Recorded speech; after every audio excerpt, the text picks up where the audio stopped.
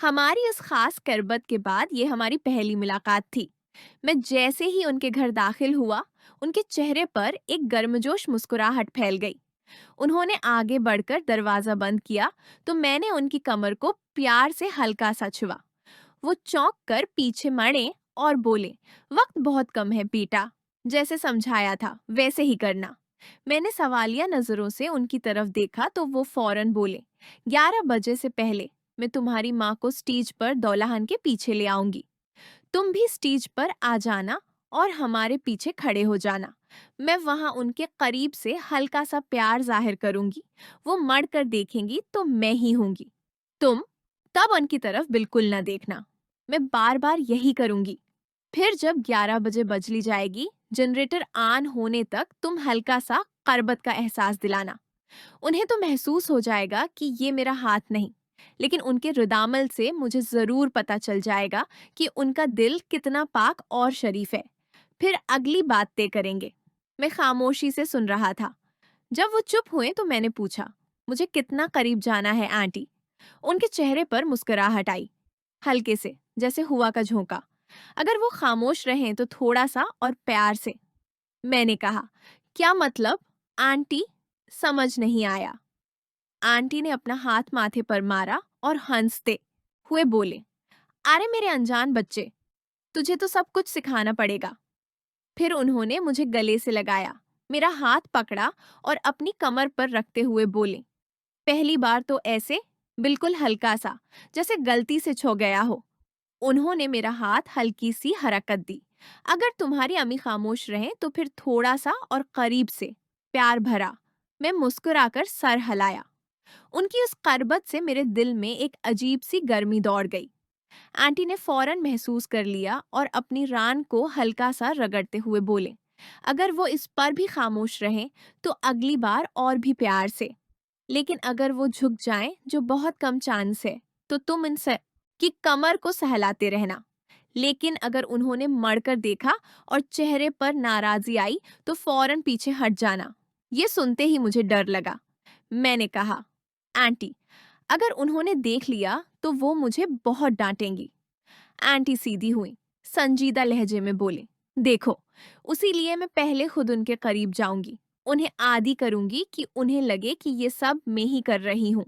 लेकिन अगर वो तुम्हारे और मेरे हाथ का फर्क पहचान ले और हल जाएं तो पहली या दूसरी बार ही तुम्हें अंदाजा हो जाएगा। अगर सख्त रदामल आया तो फौरन भाग जाना, मैं संभाल लूंगी। ये कहते हुए उन्होंने मुझे अपने सीने से लगा लिया, मेरे सर को सहलाया और बोले, ड्रू मत बिल्कुल, मैं हूं ना, मेरे होते हुए तुम्हें कुछ नहीं होगा। फिर उन्होंने मुझे छोड़ते हुए कहा, अब जाओ और जैसा कहा है वैसा ही करना, इससे हटकर कुछ मत करना। मैंने उनकी तरफ देखा और हाथ उठाकर उनके कुंधों को प्यार से छूने की कोशिश की। आंटी मेरी उस शरारत पर हंस पड़े और बोले, बदमाश, इतने दिन आया ही नहीं, और अब जब वक्त नहीं वहां खींचने लगा है। इतने दिन कहाँ गायब था माँ? मैं शर्मंदा सा मुस्कुराकर मैं हंस पड़ा, क्योंकि मुझे आंटी की तरफ आने में एक अजीब सी झिझक थी। अगर वो न बुलाते तो शायद आज भी मैं उनके करीब ना आता। वो खुद ही बोले, अच्छा अब जाओ, देर हो रही है, रात शादी में मिलते हैं। मैंने कहा, आंटी, बस ख्याल रखना, ऐसा ना हो कि मुझे डांट पड़ जाए। अगर उम्मी ने मारा तो। वो जोर से हंस पड़े और बोले, उस औरत के हसन और प्यार के लिए लोग दुनिया जीत जाते हैं, और तुम मार से डरते हो? डरने वाले को कुछ नहीं मिलता बेटा। फिर हंसते हुए मजीद बोले, कुछ नहीं होगा, ये तो बस पहला इम्तिहान है, उसके बाद आगे देखेंगे। उन्होंने मेरे गाल को प्यार से खींचा। मैंने कहा, ठीक है, जैसा आप कहती हैं वही होगा, मैं वैसा ही करूंगा। वो मुस्कुराए, तो उसमें तुम्हारा ही फायदा है। तुम भी याद करोगे कि किस से दोस्ती की थी। फिर बोले, अब जल्दी घर जाओ, मुझे भी तैयारी करनी है। मैं फिर उनसे गले मिला और घर की तरफ निकल पड़ा।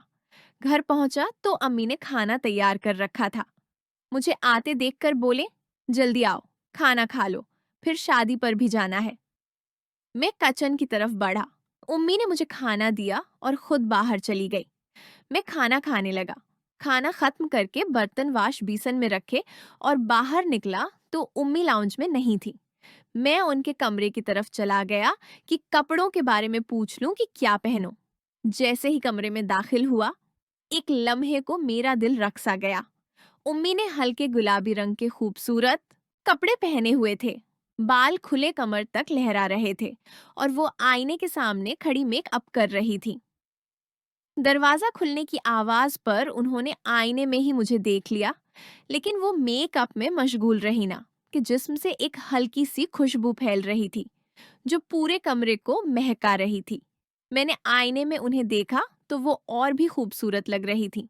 उन्होंने बर्श चेहरे पर फिरते हुए पूछा, हाँ, क्या बात है?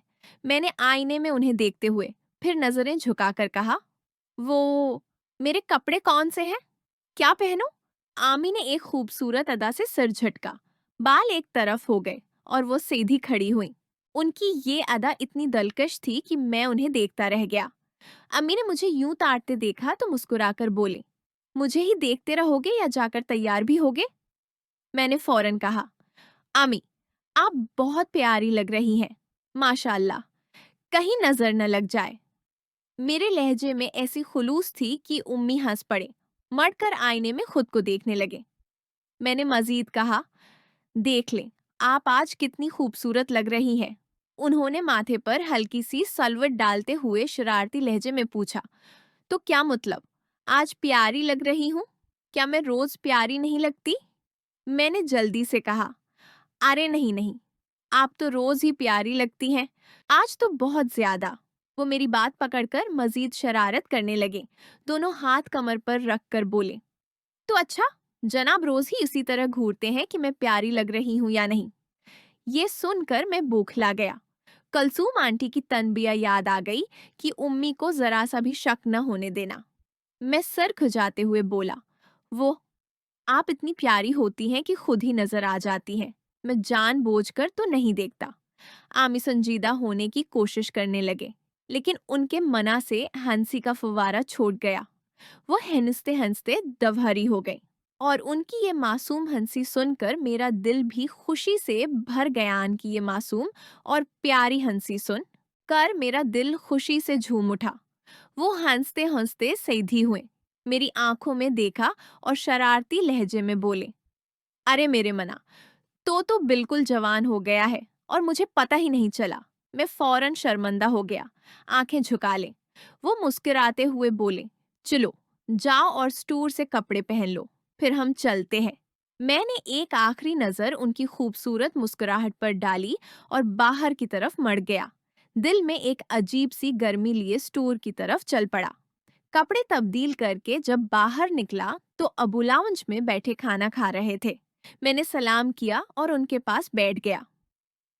थोड़ी देर बाद उम्मी कमरे से निकले तो उन्होंने गले में दुपट्टा डाल रखा था जो उनकी खूबसूरती को और भी दिलकश बना रहा था। अबू ने उम्मी की तरफ देखा और प्यार भरे लहजे में कहा, बेगम, इत्मीनान से आ जाना, मैं बच्चों को देख लूंगा और अली का ख्याल रखना।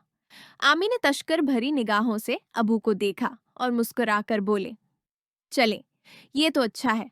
अब मैं खूब दिल लगाकर शादी में शिरकत कर लूंगी, वैसे भी बच्चे सो जाएंगे।